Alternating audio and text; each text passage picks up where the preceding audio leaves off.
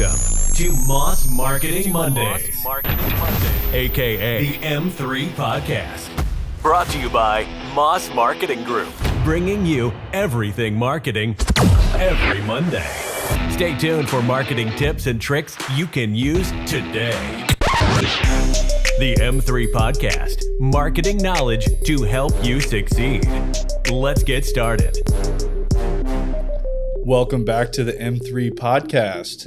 This week, we got Dre, we got Ricky, and we got myself, all from the MMG crew. Every last one of us. Yep. The last three standing. There was just us. Just us. So something that I do often, and I think a lot of people that follow Moss Marketing Group on Instagram, Facebook. You want to know our stories? No, Dre, that's not why we're here. A lot of people that follow us on social platforms, they see me on every morning, and I'm either going over something marketing wise, normally something motivational that somebody can use in their life to. I won't even say that they have to use it, but just something to open their eyes a little bit to growing and progressing in life. And at Moss Marketing Group, that's something that's on our radar all the time that we're focused on day over day. And that's growing and that what growth looks like. And we have coaching calls every single Wednesday morning. There's a lot of things that we do to focus on what growth looks like in all aspects of life, not just work. I think a lot of people lose sight of that and they focus on growing in one aspect of their life and then they neglect the rest and fall behind. So I want this podcast to kind of deep dive into what we do as a group on always progressing forward, what growth looks like in all aspects of life, and what people listening to this can get some takeaways that they can implement. So I think the first area, and this is something I actually had discussions with today with some other people, is what energy looks like and how big of, I bring up energy and Dre yawns. Brain needs oxygen, bro. What energy needs to look like day over day for controlling your environment and your attitude. So which one do you guys want to start on energy? I mean, I'll start. Energy is... Yeah, fuck you, Dre. Energy is almost everything. And the reason I mean that is obviously you can have good energy and still not get the results that you're looking for. It's not super likely. Oftentimes people that have good energy are going to find the results they're looking for. But if you don't have good energy, then there's no way you're going to get to wherever it is that you're trying to go. Because if you're just going to be negative all the time and you expect bad outcomes, that's exactly what you're going to get. And likewise, often, if you expect a good outcome, that's also what you're going to get. And that starts to reflect your energy because you're projecting where you think you're going to go. And if you think you're not going anywhere special or going down a dark road, then you're probably not going to have very good energy. I try to put myself in another individual's shoes. So back when we were at the dealership, you could sit there, and one of Dane's main things when you came in the morning was get everyone hyped. So whether that's playing cornhole for like a $25 gift card, whether it's outside throwing a tire around, it's literally just getting people. I was pretty good at that. It's just getting people excited, and when you're hyped, it just elevates you as a person. And I've been on the other side where someone I feel like I do carry a lot of energy. And when someone's not, it's almost like you want to deter away from that entire conversation just because it's kind of bringing your levels down. So I personally drink a lot of energy drinks. Is it best for me? No. But it keeps me hyped all day. So whether you're going from meeting to meeting or just going and meeting someone new, your energy levels are there. And I feel like someone's more likely to talk to you in that instance. I think energy also very much dictates who's around you and who gravitates towards you. And I've always looked at energy controlling the outcome of my future. And when I was in the car business, when Dre talks about, like, one of my biggest things was people would come in the morning and they're just like, blah. And I'm like, how can I get everyone hyped up and feeling ready to go? To where whatever it was, I mean, I would be at the store in the morning buying sacks of energy drinks. I'd be buying gift cards. I'd be bringing cash in. Doing something to get people excited. And I think excitement, that's what people look for. That draws happiness out of an individual. And I think too many times people lose excitement or they lose that energy in their relationships with friends, with their significant other. I think people lose that energy level in fitness. I think people lose energy in their place of work. And when you start just draining that energy everywhere, I don't feel like life's fun. I feel like it's hard to get energy back for a lot of people. Mm-hmm. So I don't know what your thoughts on are. If someone they feel like they're completely drained, what do you think their first step should be to get that energy back? I think that's something you have to take a step back and really visualize your life. And I think that comes to a lot of mindset. And I know we had a podcast recently on just that winning mindset. And too many people focus on all the negatives that are going on. If you look for negatives, trust me, there's plenty of them to find out there. If you look for positives, there's plenty of them to find. Which one are you searching for?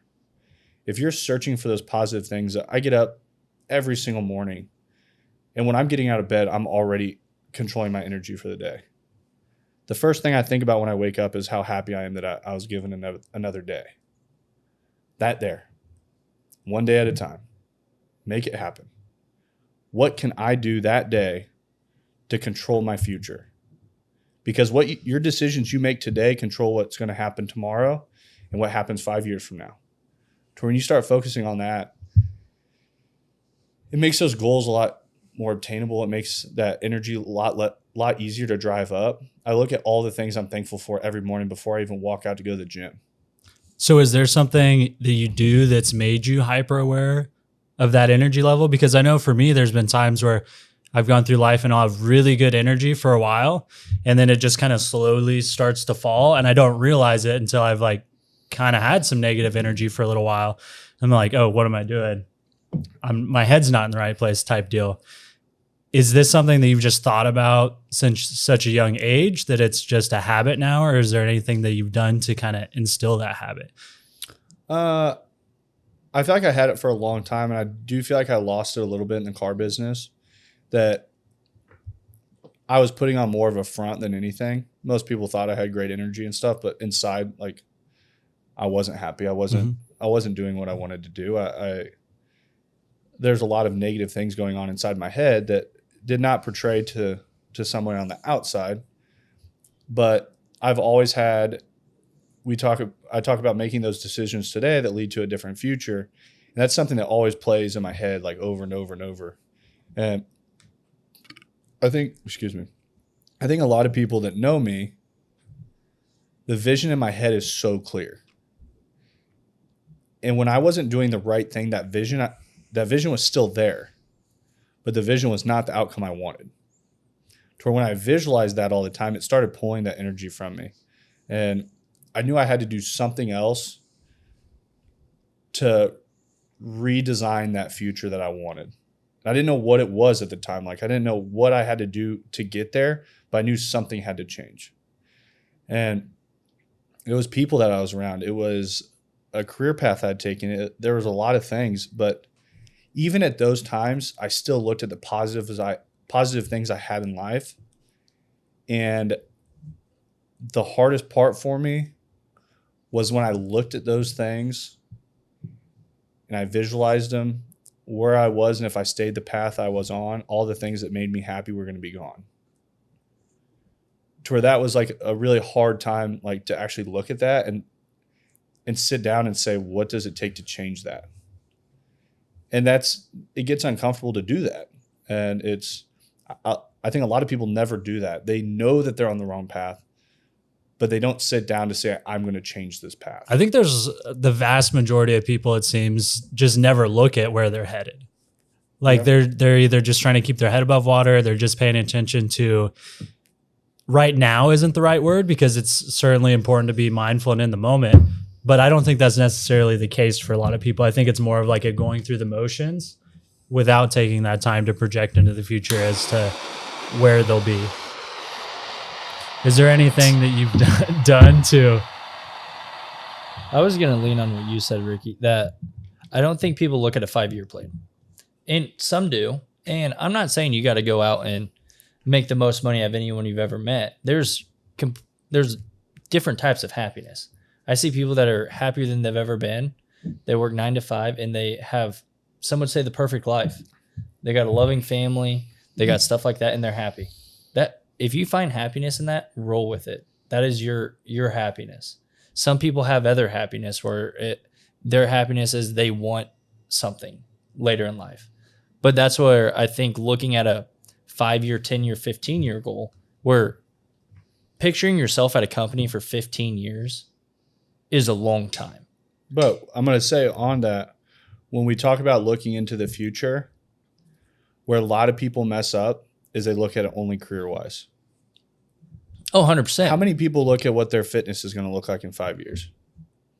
How many people look at what their relationship with their significant other is going to look like in 5 years? How many people look at what their relationship will look like with their family in 5 years? People set these goals, but they're so money and business driven that was not a problem when I sat down and I looked at it. Money was not an issue. The career was there. That's what most people strived. I was 22 years old and got something that most people work till they're 40 or 50 to get that position. So it wasn't the career, it wasn't the money. It's the other things that actually I feel truly drive happiness. And I also, being in that position, I met a lot of people with a lot of money that were miserable. Especially in the car industry. It is. And it's sad, but you've traded off your life for dollars and cents. And that's when I say looking into the future. I want people to look at other things. What does true growth look like as a person in all aspects? But you do have to be able to sustain and make the money to live the life you want. So there's two ways of looking at it. Fully, as a majority of people make enough money that they're not, in the United States at least, I'm going to say that the majority of people make enough money to live and not have to worry about water, food, or shelter. Yeah, you can go get a cheap apartment. You can buy a cheap cash car, and you can eat conservatively and survive. But it's like all the other things that people are wanting, the nice fancy cars. Guess what? I have a truck that costs a lot of money, but it gets me A to B just like somebody that has $1,000 car. There's luxuries that we want in life. There's luxuries that my house keeps water off me when I sleep, just like somebody's apartment that costs a lot less. There's a lot of those things in life that we've came so accustomed to want all these luxuries, which great. I'm the first one that I enjoy my luxuries, but I work really hard to have those. But it's also I work really hard to have my freedom. That is why I left. I did not leave one job over here that I made plenty of money at to start something else to say, hey, I can make more money here. That transition was to build a better life that changed that overall outcome of what I wanted. That vision I now have has everyone back in it. It has those future relationships the way I want them. Now, does every plan go 100% accordingly? No.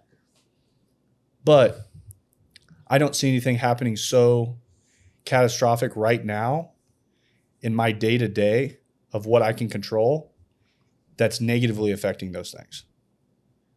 So I look at it as you're either progressing or you're going backwards. Like you're progressing or regressing. One of the two. So it's what do you do from when you get up to when you go to sleep every day? At the end of the day, can you look and say, I progressed forward or I regressed backwards? And a lot of people just go through the motions. And it's like,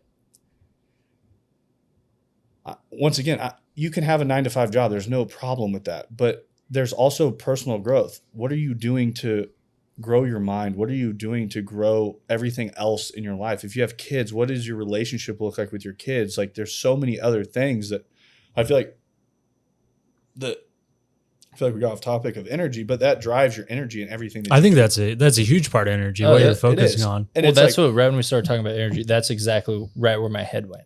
Yeah. Because I do feel like that is a give and take thing where it's like, you can grind now to have your freedom later. So I do feel like there is a give and take in that for your energy. But the most fun of any of it is the journey getting there. When you get to where you truly enjoy the journey of where you're going, it's, I don't know, it's something that life gets so different so quickly. And I think a lot of that is just your perspective on that journey. Like if you're only focusing on the future and where you want to be, which I think a lot of the people that are probably listening to this type of podcast are those highly driven individuals that are striving for better. Otherwise, they're not going to put in the time to listen to this podcast to begin with. But a lot of times those same people are so focused on the future that they don't take that time to enjoy what they're going through right now. And if they focus just on that future at the expense of their relationships and everything that they have outside of that monetary aspect now, then you're going to probably get to where you're trying to go. But for what reason? At what cost? Yeah. Because if you just totally didn't enjoy the ride on the way getting there and you have nobody to share it with, then it's like, well, what'd you do all that for? Yeah. And we never know when that ride's done. None of us know when our tickets get punched and when it's done. Well, not only that, but also just the nature of the human mind. Like every time you get that dopamine hit, you're going to need a little bit bigger dopamine hit the next time to feel that same response. So just like a new truck, when you were first started at the dealership, probably would have been like the coolest thing ever. But now you start to get accustomed to that. And there's nothing wrong with that. But it's important to realize that goalpost that you think you're getting to, that's what you think would be cool now. But once you get to the 60-yard line, you can see a little bit further. So then you get I could go 200 yards. You push that goalpost a little bit further. That probably doesn't ever stop. I don't think it does. Like I've seen videos I remember being in college and I still have a photo saved on my phone of the screensaver I had. I know exactly where that photo's at. Yeah, so it was a black F-150 that I was like, one day I'm going to own something like that. And I had a black F-150. This one was just way cooler than the one I had. So I was like, this would be so cool. I'm like, when I got to college, it's like one of my goals is to have this. And I was having a conversation with Madison last week. And we were talking about my truck. I was at a dealership and they made me an offer on it. I said no, and it's way over what I paid for it and everything. I was like, I don't know where I go now. I was like, this is something that was like such a pipe dream so far down the road. And I was like, and it came so quickly. And now I look at it as like the cars have lost that, I don't know, pizzazz. Yeah, they don't do any, like most of the time people look at it and they're like, that's really cool. It just doesn't hold that weight to it anymore. I think you're just ready for the next level, dude. It so is. I experienced a very similar thing. So we just moved recently, and Lorna and I have moved like, I don't know, 7 or 8 times now. But one of the times was while I was working at a dealership. And for whatever reason, the 2 vehicles I picked off the lot to grab to help us move, because I was in an IM hatchback, she had an Altima, obviously not super useful. One was a ruby red 250 Lariat, and the other was a Blue Jeans King Ranch F-150. And at the time, that was like the coolest truck that we had in there. We didn't get a ton of like the lifted stuff like you guys did.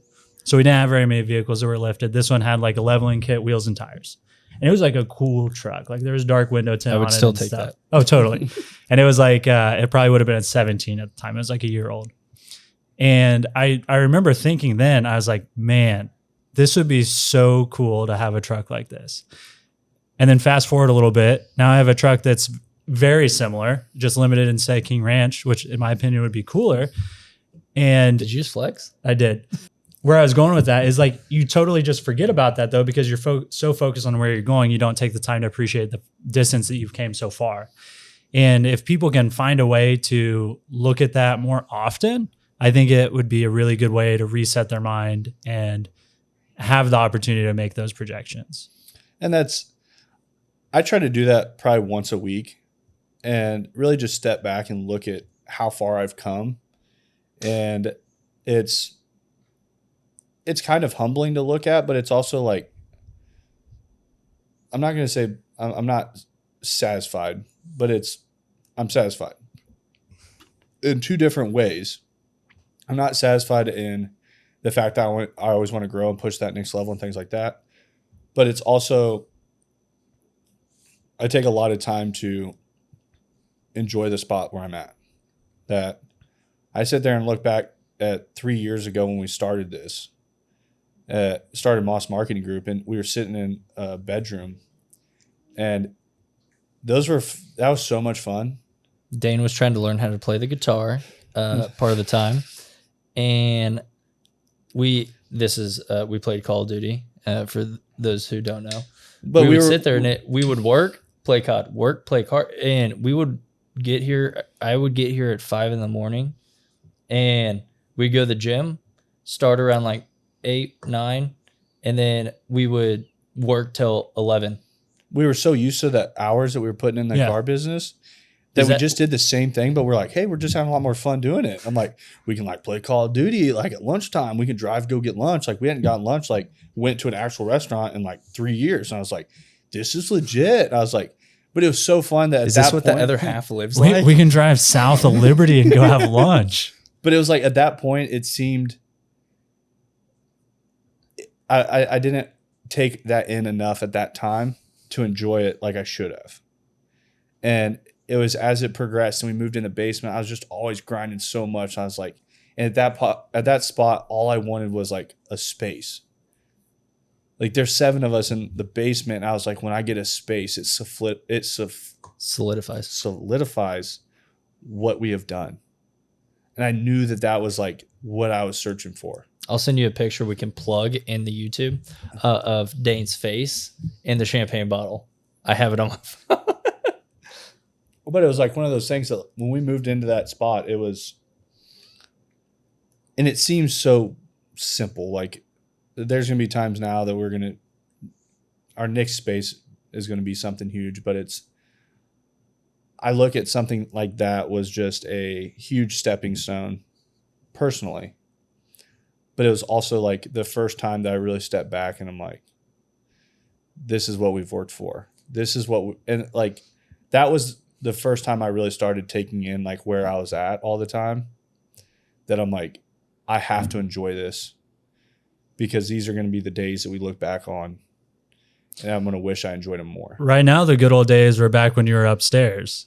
These are the good old days of 3 years from now. But exactly. Almost nobody thinks about that. And it's reasonably so. It's tough because you don't have that frame of reference yet. The only frame of reference you have right now is looking where you're at now and you're looking backwards. But if you can put yourself in the future and then look backwards and have that appreciation for right now, I think that's a big step in having that positive energy like we were talking about all the time. And I think when you start growing and you start figuring out that consistency every single day, putting in the work, doing what you're supposed to be doing day over day, growth comes. It doesn't happen by mistake. To where it's like, if there's one thing I can tell you, I guarantee you Moss Marketing Group continues to grow. That's not an if. That's just how far it goes. To where it's like, there's going to be, these were the good old days 3 years from now. And that's a guarantee that we're going to be somewhere bigger and better. But it's like, you just have to, there comes to a point where you just know that is taking place. Where you're not like, in the beginning, I was questioning like so many different things. I'm like, what if it's like 2 years and Dre and I are still sitting in this room by ourselves? Like, we're like making it by, but I'm like, this is kind of a struggle. And then it's like going into, what if we hire someone else? And then it's like, but now those decisions are just so quick to be made because I'm like, the discussion for hiring the first person. We sat there, we're running. I'm like, you would have thought we were trying to start our own country. Oh, it was to date. I was sitting there. I'm like, this may be one of the hardest things. Like, and it looked like Dane was losing sleep over it because he's like, I don't know how we're going to do this. And I'm like, I'm doing the numbers. I'm like, we can afford it, but it's like, this is going to be hard. And then it's like they tell you like that expanding or adding individuals, say you're doing X amount of one thing, you hire someone, you're actually conquering less stuff for a while because you're teaching them how to do exactly that thing. So you're actually regressing right when you hire someone until you teach them to push past what you were doing. So we were thinking about that, and it was like, we didn't know what to do. And then finally looking back at it now, it's like the first mishap someone had, they thought like the world was going to burn down. And it's like, hey man, it's a mistake. They've never made the mistake again. But it's stuff like that where it's like you have those growing pains in the beginning where if you're not positive, you're not energetic, stuff like that, that could seriously tank the morale. You could lose a great person just over an instance that they'll never do it again. But it's something that small that people fear, and that could have tanked that person's energy for the next month or two. Instead it just got fixed, it got handled, and then they moved forward, and then we were able to hire someone else soon right after. So it's stuff like that. I feel like we talk about those small wins where we did go back a bit. Now looking at what we can accomplish in one day to Dane, 2 weeks to do. The one thing that I talked to a lot of people, and it did take me a little bit to understand, was in the beginning when you set goals. And I set goals for MMG at 5 years, 10 years, all this when I was by myself. I'm like, this is what it's going to look like. This one room No, so like I had goals like I'm going to have a space. And I'm like, and if I acquire this much work every single month over this period of time, this is where we're going to be at. And I had it all calculated out. And I'm like, I'd figured it out. And then I hired Dre, and I was figuring it all on like workload. I hired Dre, and then I'm like, okay, after he became better at me at what he did, that now what was taking a month for me to get done was getting done in 15 days. And then after I hire Dalton, all of a sudden what would take 30 days for me to get done was getting done in 10 days.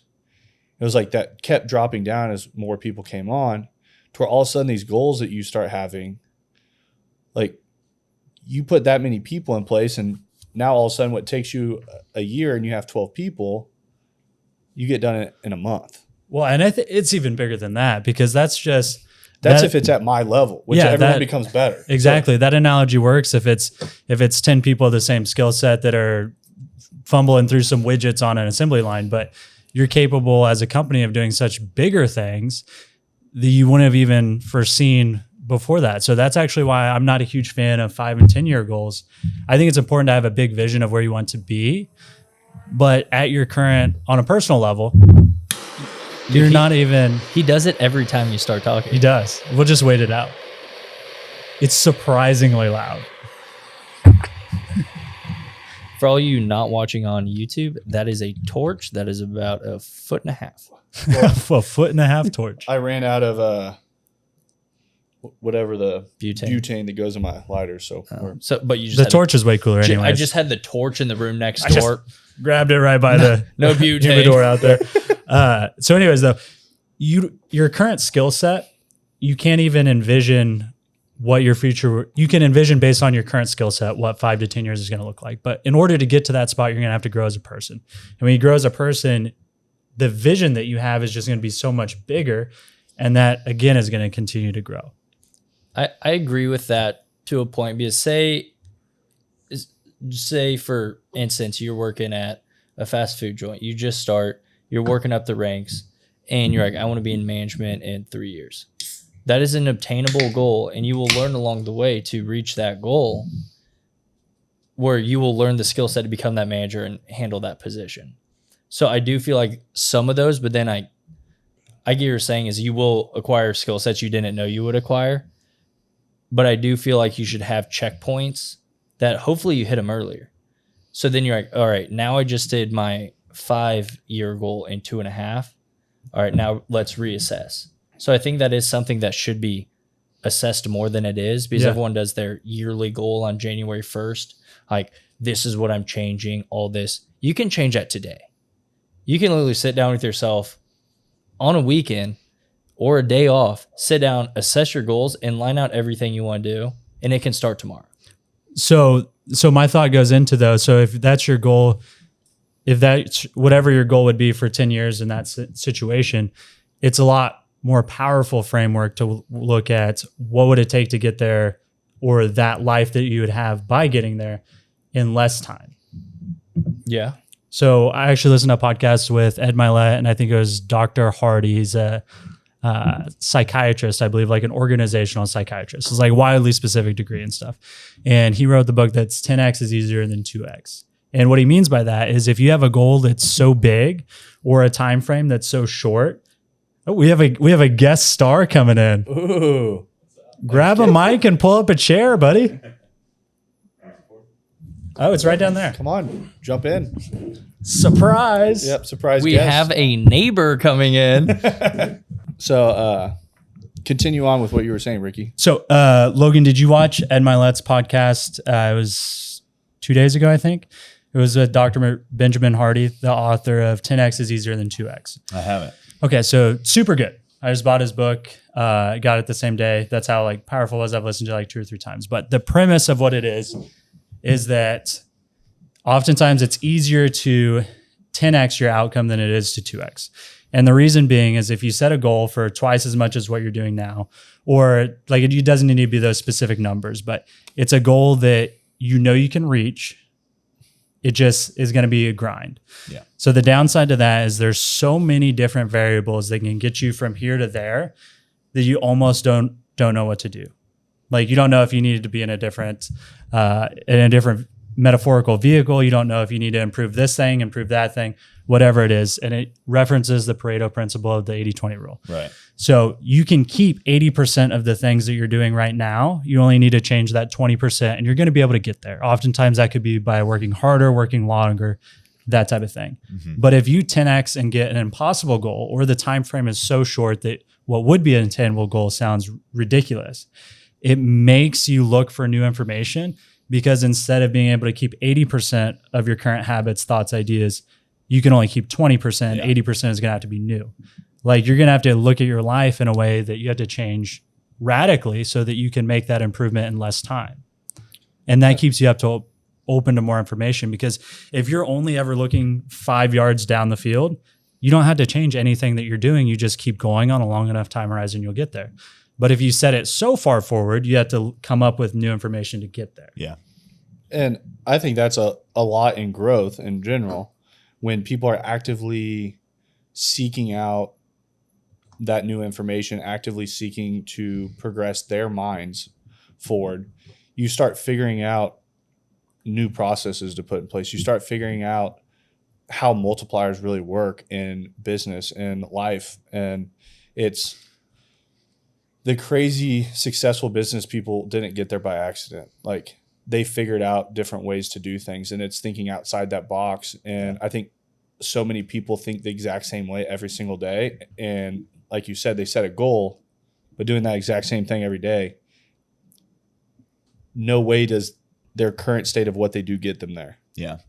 And it's like goal setting too. If you set a goal to make one more sale, or to have, a sale per month, and you make 12 sales throughout the year, or that's your goal and you only achieve a quarter of it, you only made 3, or you achieve half of it, you made 6. But if you set the goal to have 120 sales and you only achieve half, you still made 60.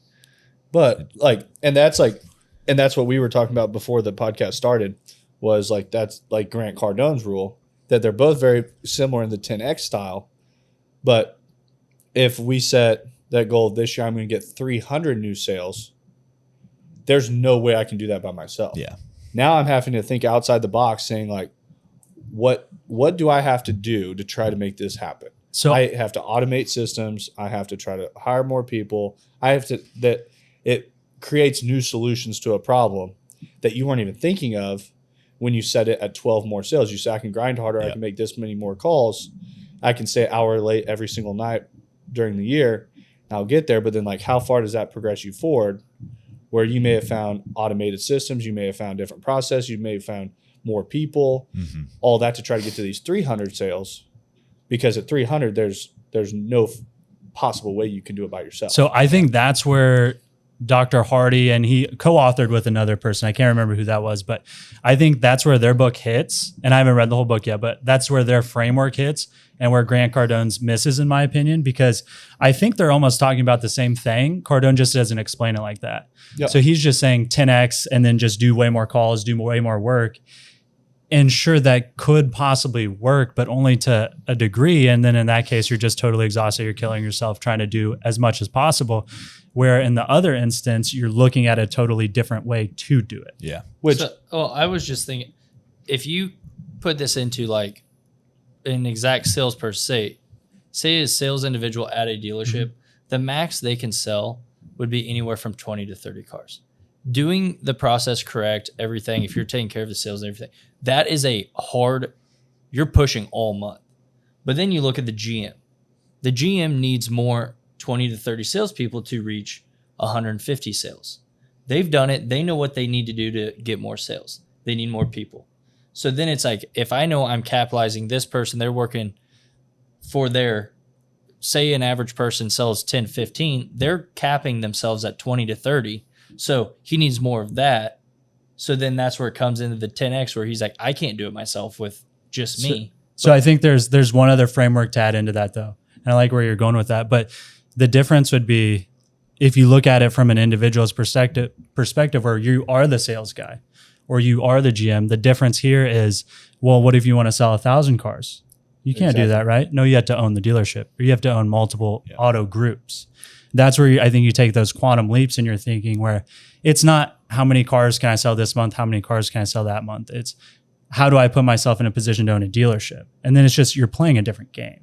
Which I think a lot of times when you get to that game, the hardest thing that a lot of people struggle with, and I've seen this across a lot of industries, is when you take those steps, a lot of times I'm going to say anything that you do, if I'm a plumber and I hire more plumbers to work for me and I say, hey, I want to do, I don't know how many jobs they do a year, but say I want to. I bet it's a lot. I don't know. Throw it out a number. I have no earthly idea. Like, are we talking as an individual plumber, as a plumbing like, business? How many jobs do you think an individual plumber does? I'm not even going to throw out a number because I have no let's idea. say how many? Let's say they do one a day. Yeah, do you all work year like round. 250 days or something like that? Is that close? 208 work days or something like 208. Okay, so like say like 500. You do like 2 a day. Bro, You're a if good your plumber. pipe bursts on a Saturday, a plumber's coming out on a Saturday. Okay, let's just say 500. Round that number. We have no earthly idea what we're talking about. But if we're totally off, let us know in the comments down below. yeah, if you're a plumber and you have how many jobs you work a year, put it down below. 500. I can see it now. We'll pull a reel and it's gonna be 500. I do 600 in a half a year, bro. Now we're going to 10X that to 6,000. We do 1,000. But so if you take that and you multiply it, if I'm out doing the work myself and I charge $100 an hour, I'm seeing that I'm taking $100 an hour. A lot of times what people struggle to figure out is when they progress forward and I hire somebody to do it, I don't walk away with $100 an hour anymore. Yeah. And there's a lot of people that really, really struggle with that. I don't think you walked away with $100 before. I'm using simple numbers. Our numbers are so far off on this scenario anyways. But Why do we use plumbing? They're doing a million jobs a year. I grabbed the most random line of only work need that to make I don't $1. even know anything about. But you take that and you put someone else in place to go out and start doing those jobs because now you want to do 6,000 jobs a year. And it makes sense when you're doing the mass amounts of jobs. You don't need the lion's share on every single deal. You can take the smaller portion of that. So if the plumber that's going out doing the work is getting 80%, you're catching 20%, but you have 20 plumbers everywhere, you're still getting your cut, and then you're not sacrificing your time to go out and do it. And now you can do 6,000 jobs. A lot of people can never take that initial step to. They still want full boat on all 6,000 jobs. Yeah, they their numbers in their head that they're running is like 6,000 jobs at that number. Like, I'm going to be rich. Yeah. But then you add all the other expenses too. Exactly. On top of it. It's like So- you're taking 20 and then you have like employee, like tax it. You have you're taking like 4. yeah, so it's like you really start looking at what those numbers look like. And I think a lot of people struggle with that initial step in every industry. I feel like they're scared of giving up a lot when they realize they're not making the boat they were on everything. And that you still have people that go out and do the job themselves because they still get full boat on it if they go do it themselves, but adding the people to it where they're getting enough leads for that individual to take over that part. And then I think that's where a lot of companies fail, is they struggle giving up that commission to that individual. I think that's how a lot of companies lose people, by not letting them thrive in that position. Yeah. But I think that also still just goes right, and I don't mean to keep bringing it up, but that 10x versus 2x deal, where if their goal is only 2x, that makes sense that they can just push a little bit harder and do a little bit more to get there. Yeah. If their goal is 10x, unless they're a complete moron, they're going to be like, oh yeah, what I'm doing now clearly doesn't work. Have to figure something else out. But unless they have that big goal, they don't have that reason to figure it out. Which I think that's when I've always felt like I'm somebody that has very unrealistic, I'm not going to say unrealistic, but unrealistic to most people goals. Yeah. That Big goals. the goals are so big that a lot of times I don't even tell them to people. Yeah. Because people are like, yeah, all right. I did it in college. Like I would tell people and they would like kind of laugh at me. I told one of my teachers, she's like, that's not possible for a college graduate first year out of school. I'm like, well, I'm already hitting that. Yep. So as long as I just keep up my numbers for this year, which I should be doing better, I'm like, I'm hitting that goal. It was hard when you're in college and you have these college Yeah. professors telling you what you're supposed to make. And I'm like, I make more than you while I'm going to school. Yeah. And it's like you say, based on the current money I was making, I'm talking about the things I was going to do when I got out of school, and people look at you like you're absolutely crazy. Yeah. They think you're lying to them. They do. And they think like, oh yeah, so-and-so's full of crap. And then you go out and you do it. And then all of a sudden people start watching, like, and that's when those actions really start speaking for that growth, that, you know, you get to a spot where you don't have to tell people anymore. Yeah. They're just like, if that dude says he's going to do it, he's going to do it. Mm-hmm. And I think that those crazy goals that are so big, that are larger than life, you start figuring out if you want it bad enough, you're going to figure out how to grow to get there. And you have to become obsessed with it. I think that's how people cultivate that growth mindset, is by having a vision large enough that they have to grow. Mm-hmm. You have to be energetic and obsessed. Be obsessed or be average. Exactly. 100%. I think that's trademarked. I think it is. All right, fellas, I got to run. All right. Hey, it was really cool having you on. Yeah, it was nice great guest having you surprise. here. That was our first guest surprise. It was. Or surprise guest, I guess. I'll try to do this more. Yeah. My golf thing's in the basement. Okay, thanks. Are we gonna have another surprise guest? Laren! Bring it on in here. Laren, come on. Come on in. Come on, Yeah, Laren. That'll be all right. Nope. Come This on. is Laren from The Office. Laren, come on. What are you guys talking about? We're talking about growth. We had one guest. Oh, look, we got Lauren on. Guess how many miles we walked? All right. How many miles? 6.08. We're going to edit that out. They But were- what would you have to do to walk 68 miles? Yeah, That's what the would you have key. to do to walk 68 Stop miles? thinking about 12 miles and start thinking about If you 68. had 10 girls walking, that would be 68 miles. Have them walk for you. Yeah. You s- How many miles did you guys walk too today? many to count. Yeah. We How many had, steps do you guys have today? my watch doesn't count steps. Ricky, you're editing this, right? We can just go. Yeah, let's just cut this out. All right, Lauren, put the headphones on your end. Somebody's gonna have to remind me because we've been using AI. So Peace see out. you, Logan. Guest speaker 1 off. Are you Guest guys speaker number 2 in. Still talking? Yep. All right. On to the next thing. We had energy. We had 10x over 2x. Something I did want to hit on this podcast was doing the small things and how much small things matter in the overall picture. So, what are some small things that people can do while they're to actually drive more growth that some people forget about? Calling people after a sale. So after a sale, or after I don't want it all dictated towards sales because No, there are a lot of people after that a are. transaction. So whatever business you're in, you can be plumbing, you can be doing anything in almost any business. Call someone 2 days after you take care of that individual to see how everything worked for them. Mhm. That is something that's free, doesn't cost you any money, and that is something that will put you apart from everyone else. And don't do a survey deal, but because every big company you get hit with a survey right after you talk to someone. But you call them personally and just be like, hey, I just wanted to see how everything went, and I want to make sure you're taking care of everything's still good. You do that. That is something that is free, and They'll set you apart from everyone else. And that's a huge advantage that small businesses have over larger businesses. Like Walmart's not going to call you and ask how everything's going. But a small business that doesn't serve as many customers now can absolutely do that. And that is what separates them. And I think that people don't prioritize customer service nowadays in those large business formats. I'm not saying everyone, but I think having customer service reps in big companies, I think there's a huge spot for that this big corporate space that we're in, they think that that's just an easy spot to save money. I don't need this person to follow up with everyone. I don't need all, but those small things are what got people to where they're at. And something I'm working really hard on, I'm doing a lot of, are thank you cards. And we're doing them as an office. We're doing thank you cards all the time. And it was doing our thank you cards. We have these soft touch MMG cards with all of our info on the back.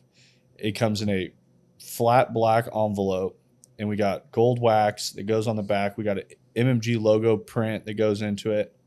And it's something that 2 weeks ago, I walk out to the mailbox and I have 5 of them that I did one day. And I was like, I'm doing it. And I'm like, You worked all day on those 5. I worked probably about an hour on them. I actually put a lot of time into my thank you cards. And so I go to my mailbox and I go to put them in. I open them up and there's like 15 thank you cards sitting in there that Madison had done.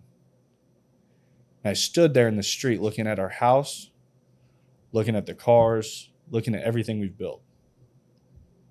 And it was like just a surreal moment that I was like, the small things win. And it's like, don't forget the small things on everything that you do. And I feel like that's just something that I'm working on doing, that it's small, that all those letters I send out, people message me and they're like, this speaks volumes on how you do business and the type of person that you are. And I'm going to give S2 crazy amount of credit. They're phenomenal on it. The first time I was on the way to a bodybuilding show and we stopped and we got supplements, and it was Columbia, right? I don't remember. It was on our way to St. Louis. I didn't go in purposely because Ricky said he was going in to get pre-workout. In my head, supplement stores was just GNC. And I was like, I'm not fucking going in there. Like, I sat in the car and I was like, I'm not stepping foot in there. And he was in there for like damn near an hour. And he comes out and he was like, that was the best experience I've ever had in my entire life. And I was like, how? And he Absolute best retail experience He I've pulled ever out had. a bag. He's like, I spent He goes- $700. I got so much more than I was looking for. I was so excited, and in my head it was totally worth it because it was such a different experience than I was used to at mainly just GNC, but Yeah. Complete Nutrition was kind of the same way. Pretty much any supplement shop I had been to that point had been totally same deal. Whoever's trying to sell you on something that they get a kickback for, doesn't know what they're talking about. They're pushing everybody on the same product. Like, it's not a good experience. Yeah, and that Like comes our brand. And it's because they have a bad energy. yeah. Which is back to the moral of the story is if you have that good energy, like when you go into S2, you feel like they genuinely want to help. Do they get more sales because of that? Absolutely. But they also genuinely care about people and get better results.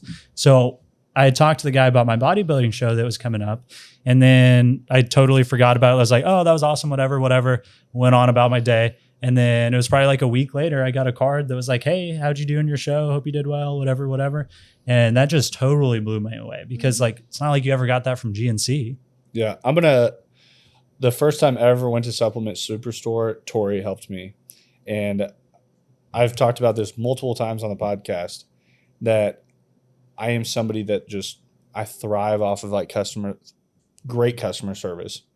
And she listened to everything. And I didn't even buy a ton of stuff. I got like pre-workout. Like I'm somebody, I take pre-workout and I drink protein. That's it. Like I don't want any of the other stuff. And like, But have you drank their molten chocolate no, but protein? it's like I go in there, I get what I wanted, and she listened. And the crazy thing is I can buy the same shit online. Probably cheaper somewhere. Probably cheaper. I could buy the pre-workout on Amazon and I have same day delivery and it'll show up on my door while I'm at work before I even get home. Probably save me the stop. Because the next week I come home and Madison's like, you got mail or something. And I'm like, that's like handwritten. Like, who's that from? And I open it up. I'm like, that's impressive. Yeah. Because of that one time, I will not buy online. I will go buy from them instead. I don't care if I pay more. Like their prices are good. Like I don't know what it even costs online. I don't even look. I remember at first I was so like brought back because they don't have any prices on anything in the store. I was like, That caught me. I was like, what are they trying to pull on us? Like, is this like triple the price? Like, why is there no prices on anything? And it's like, now I'm like, I don't even care if it's triple the price. Like, I don't care if that's $5 for an energy drink. I'm gonna get it there over the gas station. And which it's not, just to clarify. Right, it's not. But it's just like the fact that their customer service is so good. It pulls you back and you want to go back. Well, it's because they're actually helping you. Like they actually genuinely want the best product for their customer, where I think that's part of the difference between GNC and S2 is you go into GNC, it's like people are just checking the prices on stuff. They're like, I'm good, bro. So then it's like, they're whoever's working the store, because it's not whoever owns the store, whoever's working the store has no real incentive to help them. It's just like, oh, okay, do your thing. And then they just get complacent, where S2, they're forced into a position where they just provide good customer service. But that comes back to Andy being able to remember those little things as they scaled that company. And that's probably part of their growth, is by remembering the little things. And I think they instill that everyone that starts there of doing those little things that stack up to those huge wins. And because I guarantee you that they have people start like, I don't want to write the thank you cards. I don't want to do this. This is pointless. What is this doing for me? I have a really weird feeling if someone said that S2, they wouldn't be there. But it's like that you build that culture around something that, like, as small and simple as something like that, it retains someone. Yeah. And I still have so many people that come to me on help on car deals, on buying their next car, even though I'm not even in the car business. But it's when I was in the car business, I wrote thank you cards all the time. I called, I followed up with people. I followed up with them the day after they bought their car, 7 days after they bought their car, a month after they bought their car. But I became friends with these people. I truly cared. Like, and normally 3 months, that's on average when somebody needs an oil change. I call them at 3 months. Hey, I'd love to help you out with your oil change, everything like that. If you want, I'll send a driver out to pick up your car. We'll do we need to do like home delivery stuff. But I was like, how can I make their experience something that people's experience, you have the experience of heading somewhere, you have the experience of being somewhere, and then you have the experience of after you leave. And most business models focus on how to get people there, the before, the current, how the process takes place when they're there, and then they just forget about it after they leave. And it's like, I feel afterwards is the most important part. That's when somebody truly knows if someone cares or not about them. Well, not only that, but that also creating that awesome experience, and you let them know that they care. The reason that's like from a strategic level, the reason that's beneficial is because of referrals, which is how you get exponential growth. Because I think we had a CRM system when I was in the car business for like a year or whatever I was, that we did those follow-ups, but I wasn't as intentional as I should have been. So I like obviously cared about the customer. I became friends with them while we were doing the sale and everything. And if they needed anything after, like we were there for them. But I think I could have been more proactive in building that relationship after the sale and staying on top of that. Then I would have started getting referral business like that even sooner. And I think having the intentionality behind the actions and not just doing it, because part of the way that even if there was another company that did thank you cards other than S2, one of the things that sets them apart is that they're actually listening when you're in there and they're asking questions. They're not just saying, thanks for stopping in, or thanks, or whatever it is. Like they take the extra effort and they go the extra mile to make you realize that they actually cared. And I think that's just being intentional with those little things and not just like checking it off the list. So I think with what you guys just said is the person that sold you is the one that writes you the thank you card. So the one that checks you out is the one that wrote you the thank you card. And then same as what you're talking about as a salesperson at a dealership, you did it as a salesperson. A lot of bigger companies, the service department calls them, not the salesperson. So I think that's what separates good salespeople, and just because the people at S2, I don't think you'll walk in there and someone doesn't have a smile on their face. But that goes to the energy that we're talking about. And their energy is phenomenal, but just those things we state is why almost most people that have went into a gym know who S2 is because they've probably heard of them. The Around stuff here. around here, Columbia, St. Louis, like in the Midwest. Yeah. If they've been in the gym, they know S2 because of how people treat them just on energy level. Right when you walk in, they used to say, what was the store? There used to be a store where they said you could never walk to the back without someone saying hi to you. Buckle. Yeah. It's still a place. So they were trained as like, if you walk in the store, you will get greeted before you get to the back of the store. That's just a policy. So at S2, you walk in, someone's going to greet you the second that door opens. They can be mid conversation with you and they're like, hey man. And they seem to know everyone that walks in. Mm-hmm.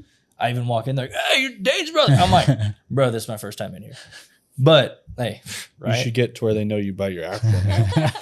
Seems like someone's doing more time in the sup store than Dre. It was my first time. Man. But same thing is like the salesperson's the one doing that. It's not like a third party or like the service contacting them. It's the person that checked you out, the salesperson. And that's why you will always go back there because that person that checked you out or the person that sold you that vehicle is the one that cared for you after you left. And I'll tell you, the person that still helped teach me so much in the car space and actually a lot on customer service is Jamie. 100%. Jamie was somebody, and I saw it happen firsthand, what could really happen if you did it. Because he started selling cars when I went to college.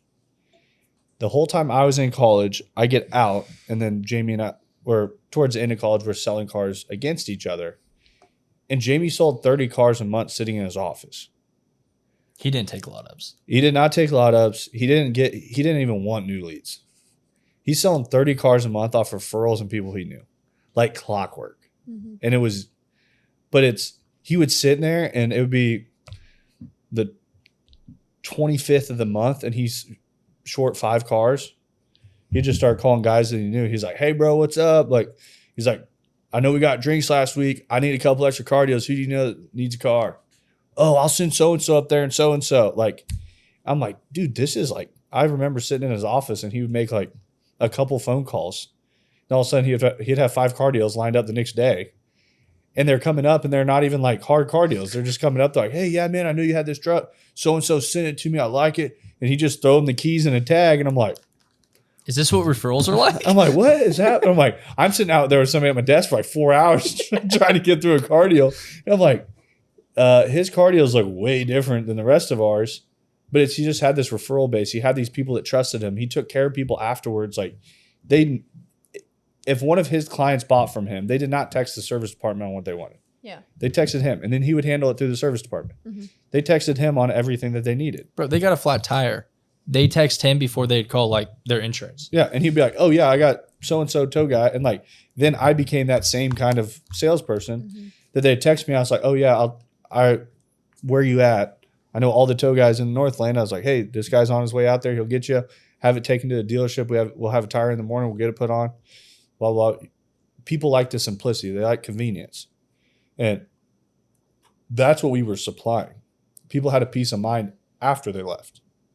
And I think a lot of times, though, back to those small things that you do to grow, most of the time people lose sight of those. That it's really easy when life gets moving really fast. You're like, what if I just don't send out any thank you cards? Like, is that really worth our time? They already gave me their business. Do I really need to call them after the fact? Yeah. So it's like, start looking at those things. And with those small habits, the thing you have to watch out for, and it applies to fitness, it applies to really anything, is it's not, once you stop sending them, it's not like you have an immediate response the next day. It's not like your sales just fall off the board. In the car industry, that could take 6, 12, 18 months or longer before you realize it. Like things would just start to slowly go down, but then they'd go down hard. It could have taken 6, 12, 18 months to get to where you're at. That's what I was about to say is like, people do those small wins immediately and they don't see any return. So they just stop. And it's like, that's where you have to trust the process and play the game where it's like, hey, I'm doing this to help these people and actually help them. And you have to know in your heart that you're helping them and you're actually caring for them after the fact to be that person. And then 3, 6, 9, 12 months down the road, you'll finally start seeing that come back. So Well- that's where you have to. It's not everything's always an immediate return. It's something that trust in the process that it will return and it's doing the right thing. Yeah, and I saw it in the marketing space a lot when I was in the car side. That these people would come in like they want your business so bad, blah blah blah, and then you sign up with them, and then Chad in his suit in his Porsche that sold you disappears off the face of the planet, Chad just moved to a different city to do Yeah. it to all the other dealerships in that city. and you're like calling into like a company line, and you have his extension that never goes through, and you're like, yeah, I'm not happy with this, and like, oh yeah, like you get some.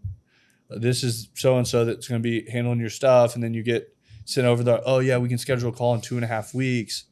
And I'm like, 2.5 weeks. How about I pay you in 2.5 weeks? Yeah. Oh, now someone's on the I phone. was like, Okay. we're spending $5,000 a week. 2.5 weeks. That's another $10,000+ we spent before we can even get on a call with you. So it's kind of mind blowing on how poorly done all those small things that people neglect. Yeah. And I don't know.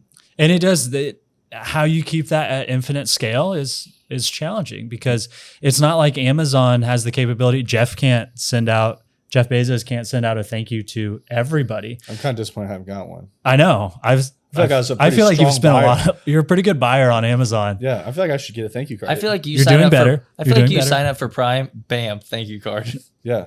But Jeff, they've if you're listening to this, thank you cards. But then you just get to different points where like, does Amazon need referrals? Well, Right. their offer is so good that it doesn't really matter at this point because people have had so many good interactions with the company that the brand reputation is high enough that everybody knows about it. Which I'm going to say all the small things they've done. If we're going to talk about I'm not saying all the small things are going to be just thank you cards. I'm saying at a small business scale. Yeah. So that's the advantage that Is- small businesses have though, Yep. is they can have more of that hands-on stuff that can get you to that next level. And then you find another way to get those referrals. And you look at every business model is different also. Like, I mean, you can implement thank you cards across the biggest dealership groups out there, or the biggest supplement groups out there that it can be handled by the people. But you look at what Amazon has done on the small things. What they do on the small things on process of how you check out. It's easy. It's The- fast. Yeah. Who can, like, there's times that I get on another website, I look at something, and I go see if Amazon has it instead. Because I click buy now. And I know it's going to get here like tomorrow. Yeah. And I'm like, I don't even know where my wallet's at. But what I'm about like, Walmart? Walmart never makes a simple process, and they are the largest grocery store. Walmart's not simple. Do you think? What it's simple? Walmart do you go to? I don't know. It brings in a weird crowd. Totally. I think it's simple though. Wow, that's a real. Wow. Judgmental. Bam. Are you? We almost Cut got we almost got ran over by Durango in the Liberty Walmart parking lot. That's just Durango. I- people, I- bro. and it will- was like an old body I Durango. will say, Liberty Walmart Probably sketchiest Walmart out is there. dangerous. It's a sleeper. Like Gladstone Walmart, the Gladstone Walmart, you're like you expect it. Yeah. The Liberty Walmart, it's like, oh, that caught me off You guard. know what? It- It wasn't even someone that wasn't paying attention. Like they literally revved their Durango up to try and hit us, and then slammed on their brakes when they were like inches from us. All I'm saying is we don't get that at Target. If you're listening, let us know your experience at the Liberty Walmart. You know, I'm not vouching for either one of them. When was the last time you were at Walmart? I go all the time. What? No, hold on. Dane's responding. When was When was the last time Dane never went into a store? I go A in grocery stores. store. A grocery store. I go to Hy-Vee. Dane's like, I go to Sprouts. Hy-Vee's the OG place. So you haven't been to Walmart and Liberty, and I'm going to say about 5 years. No. I've been with him in the Liberty Walmart because we were looking for an SD card and you bought that record player. That was the last time you I got were a there, record, probably. The record player I got was last time. I So went to 2 Walmart. years ago. Probably about 2 years ago. It was a while. Yeah. Okay. Just clarify. But- I haven't been hit by a Durango either. So, But they built an entire huge model on them basically cannibalizing smaller companies. yeah, and I mean to each their Walmart own. or Amazon? Walmart. Okay, yeah. So Walmart, you put their stuff in. we you don't, put need to, your. we don't need to go into Walmart's whole business I'm just model. saying, different model, but it works. They just really capitalize on owning the bottom space. Yeah. The cheapest. I'm going to say, like, I'm not somebody that, not every business model, a lot of business models, you do not want to be in the fight to the bottom.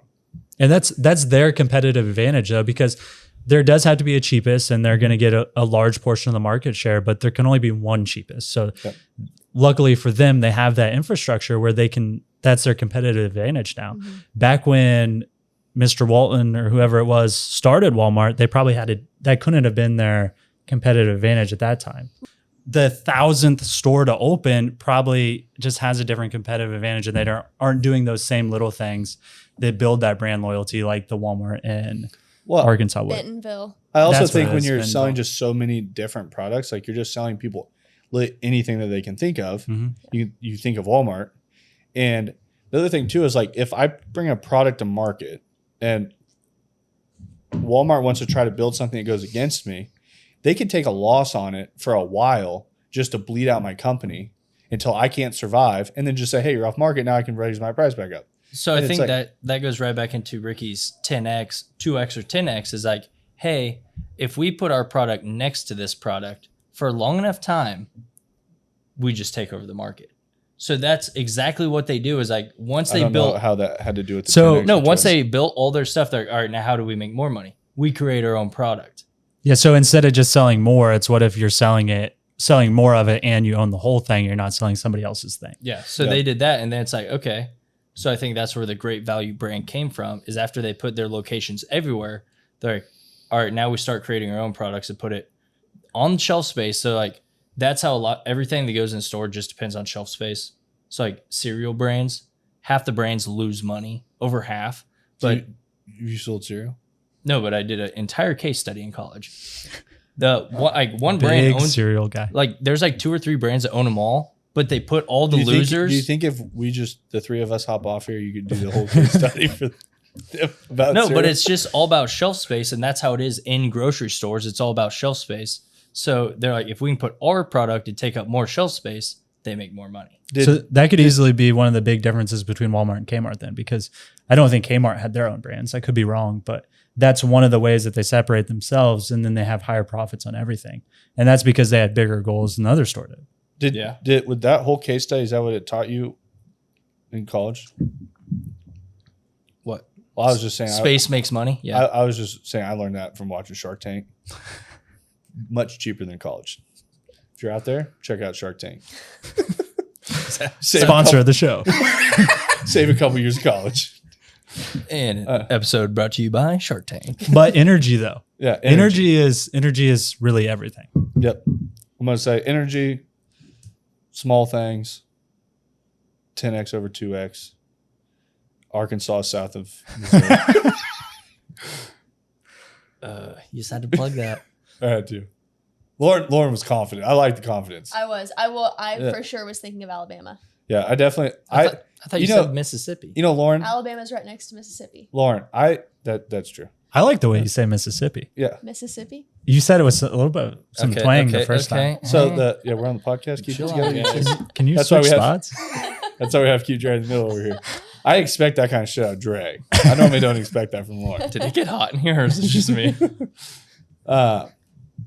Final thoughts on growth and progression, and we kind of wrap it up.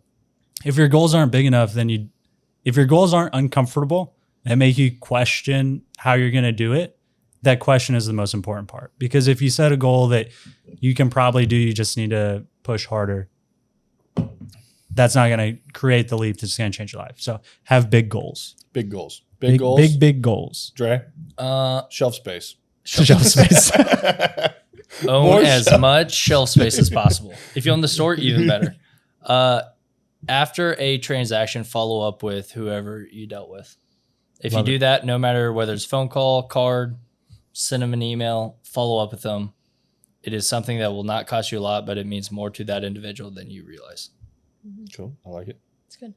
I don't know what you guys talked about before I hopped on after the 6 mile walk, but at the very end when we were talking about like just doing the small things, one thing obviously we hit hard on was the thank you notes, but even just like a small little thing, it takes like half a second more effort when you're having an interaction with someone is just remember their name. Like it's so simple and it makes a huge difference. Like I know we learned that a lot in the gym spaces. When someone would come in to sign up, that next time that they stepped foot in the gym, like we knew their name. And they always were just like shocked because they're like, I just signed up yesterday. Like, how do you already know my name? And it just takes half a second, like pay attention in that first half a second of your conversation and remember their name. Like, it's not that difficult. People who say I'm not good with remembering names, like, no, say you're it 7 just, times in your head really you're fast. just when you not say it. fucking paying attention. Like, just. So most of the time I've after talking to enough people, most of the time the first like 10 seconds of a conversation, you're not going to get any crucial information except for a name. Mm-hmm. So they're going to normally open up with that. And then the first words out of their mouth aren't something that like is crazy that you need to know. But I literally start my conversations. I'm like, hey, I need X, Y, and Z. So when somebody normally tells me their name, I'm normally not listening for like, just quick heads up. I'm normally not listening for the next like 5 to 10 seconds.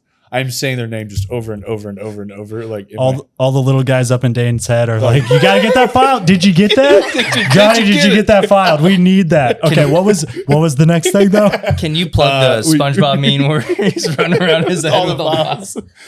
No, but that's literally like something that just so quickly because when I first got in the car business, I was terrible. I was so bad. Oh, you'd bring a Foursquare. Who is? I Oh, haven't put him in the system yet. They're like, what's this guy's name? I'm like, They're on the showroom. I think their license is over there. Can you look at that real quick? So you would literally be doing that, and I'm like, and then I go out and I'm like, Jonathan.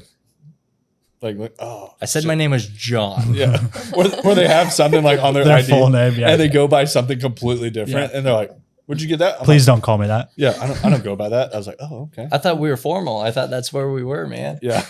No, so I think that is huge, like remembering people's names. And I think that the name thing goes into the energy part because speaking specifically of gyms, like that's part of the reason I don't like Genesis is you walk in and whoever's working the desk, with my experience at the time that I went to the location I went to, they'd just be like scrolling through their phone or they're talking to a trainer or something. They don't even acknowledge your presence when you walk in or you leave. Are you going in the evening? Because in the morning we had the same guy and he was phenomenal. I've noticed. So he would have had good energy then. And that I don't know sets what the happened to tone. him. He doesn't work there anymore. They promoted him and then he just disappeared. I know. We He should find had him. bigger goals. Yeah. He would be. Dre and I talked about actually hiring him for a minute. I remember that. Yeah, At this I remember point, that. We need to find him. did we meet you guys yet before when we met him? You were not going to the gym when we met you. So this was before because Dane and I were going to the gym. Dre's like, it had to be before we met you guys. I don't know if you guys know how we talked about that 10x. I had to 10x a lot of things myself. Yeah. So I had to just eliminate some Hey, hours. We don't and the need gym was one. excuses. We don't need excuses. Did I get the job done? All I'm hearing is excuses. It sounded like a job. One of the jobs. I mean, I got some serious. Did you steps work in each weekends? day. A few, yeah. Excuses. I just said a few. What? What time are you getting up? I was getting up at 6. Excuses. When did you get back from the gym? You could get up at 4. Ricky, you can contest. Sleep for 30 minutes. Yeah. Did I send you When that? did Dane get to the gym? When did he get to When the gym? I wasn't there. Around 9 to surprisingly 10:30 at times. I had no idea what you guys did at some point. It was like, Wizards. how are you get like Soul drive. you've talked to me for an hour. You've been in the gym for an hour and a half and you didn't get here till after 9. Okay, Like, so what? Dylan Drugs is a great at business this model. point when Dre wasn't there, Dre was already working and already been at the second. Did you dealership. go home at 5? Ooh. Oh, because I got up earlier than you. Just sleep faster. Yeah. Yeah. I need a deprivation. 2x, bro. Yeah. Figure out how to sleep less. If How much could you get done if you reduced your sleep by if you guys can 50%? take one thing, Yeah. the deprivation tank says you get 4 or 5 hours? I don't know. It's horseshit. 4 or It doesn't 5 really- hours to For 1 30 hour of sleep. I think it's 30 minutes. 30 minutes. Yeah. It's something wild. I'm I going to try tried it. out. I just got salt in my eyes. It burned. It was not fun. 10x your sleep. Yeah. 10 extra sleep, Ricky. Figure that out. We're millionaires. I thought about doing the Billionaires. Uberman. I talked to you about that a while Yeah, ago. if it's actually going to be something, don't say it on the podcast so we can. Oh yeah, let's keep that secret. That's the one secret In case we'll you keep. do have that buried away in your mind that you've been waiting to throw out. in the I was world. just about to tell you guys. I think we're all sleeping too much. That's the conclusion. I've been using my inversion table. I think if we sleep upside down like vampires or bats don't even have to use their eyes. They're so sophisticated. We just work during the night, sleep during the day. Less distractions for sure. That would be a competitive My advantage. phone wouldn't be going off. We probably wouldn't have a lot of sales meetings. Well, Can you meet at midnight? Yeah.